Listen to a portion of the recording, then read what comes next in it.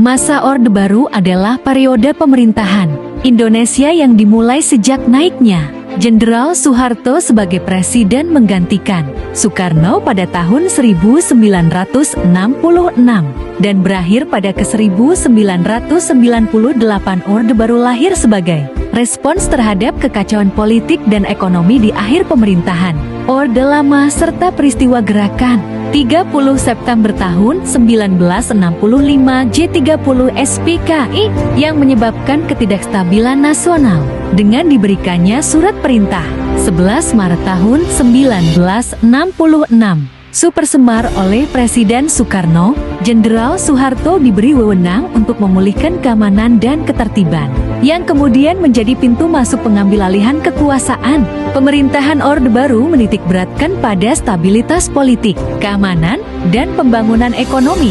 Soeharto menerapkan sistem pemerintahan yang sangat sentralistik, di mana semua kebijakan dan keputusan penting dikendalikan dari pusat, terutama oleh Presiden.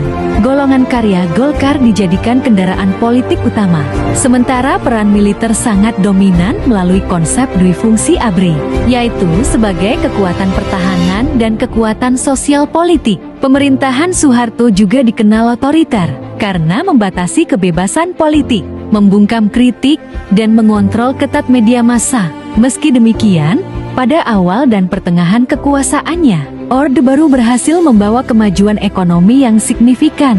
Pertumbuhan ekonomi Indonesia meningkat, infrastruktur dibangun di berbagai daerah, dan swasembada pangan, terutama beras, berhasil dicapai pada 1980-an. Pemerintah juga menjalankan program pembangunan nasional melalui sistem Rencana Pembangunan 5 Tahun Pelita. Namun, di balik keberhasilan tersebut, banyak permasalahan serius muncul. Praktik korupsi, kolusi, dan nepotisme KKN merajalela, terutama di kalangan elit politik dan keluarga cendana keluarga Soeharto. Pemerintah juga terlibat dalam berbagai pelanggaran hak asasi manusia, seperti penembakan misterius Petres, peristiwa Tanjung Priok, dan penghilangan paksa aktivis menjelang akhir kekuasaan.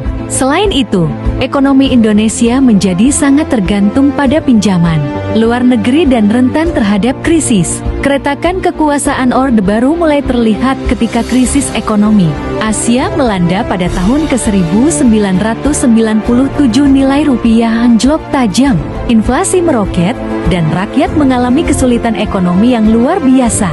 Kondisi ini memicu gelombang besar demonstrasi yang dipimpin oleh mahasiswa di berbagai kota di Indonesia.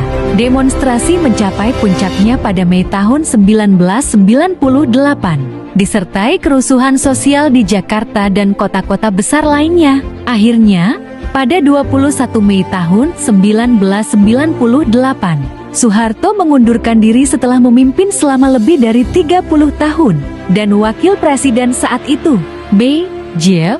Habibie, naik menjadi presiden. Peristiwa ini menjadi penanda berakhirnya Orde Baru dan awal dari era reformasi.